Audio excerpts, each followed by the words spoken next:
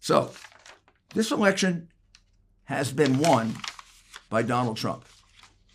The Democrats are now in the process of completing what they started almost 5 years ago, which is the plan to stop him from being president of the United States by developing false charges of Russian collusion, continuing those as part of their struck insurance policy into a 4-year-long, 3 different investigations, $50 million process that went nowhere, that never had to happen. According to Brennan's letter to Obama, it was Hillary Clinton that developed that as a false charge in order to cover up her crimes with regard to her computer. So they went through all that.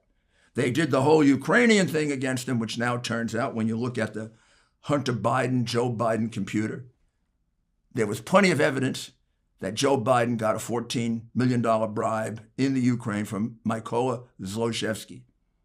In fact, that something's got to be pursued no matter what, win, lose, or draw.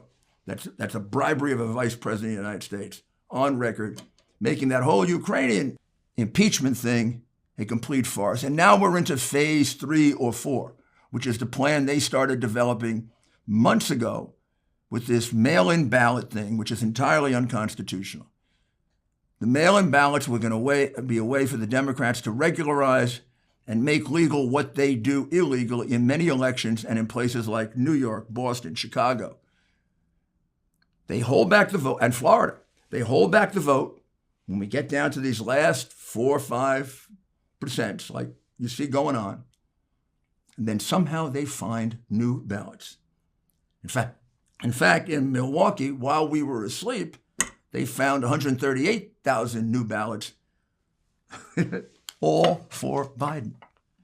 All for Biden. You think those were cast by real voters? You think they were cast by some Democrat sitting in a back room? This has been their plan all along. It is totally impossible, illogical, irrational, that the same thing would happen in all 5 or 6 places where there were close votes. What do I mean by the same thing? I mean the thing that the gentleman in Philadelphia has given us an affidavit on, and we'll get many of them now. The man heading the delegation of Republicans that was supposed to observe the mail-in ballots was kept in a room for 21 hours where he had no ability to see the ballots. Explain that to you. That's been reversed now. We're going to still have to go to the Supreme Court with it because the damage has already been done.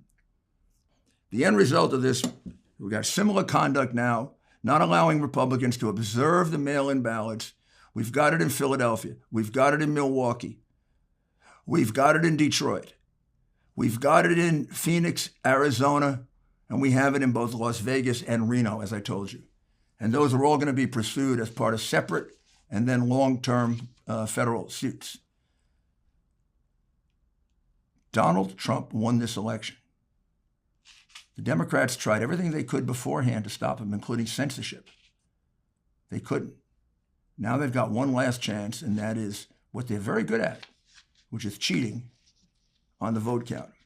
But this time, this is a Republican Party and a president who fights for you because they want to take your vote away. They want the elites to determine our president. And we want the people of the United States to determine our president. And we will fight to make sure that your vote is counted and that your vote is not canceled out by an illegal vote. And we'll do whatever we have to do within the law to do that. That's because we have a president who cares about you. And they have a candidate who says, you don't deserve the right to know, and who announced, probably in a Freudian slip 2 days before, looking at the people, I'm going to win it without you. Yeah, he's going to win it with the network heads, the big tech heads, and money that he's gotten from all kinds of places, including communist China. We're not going to let that happen.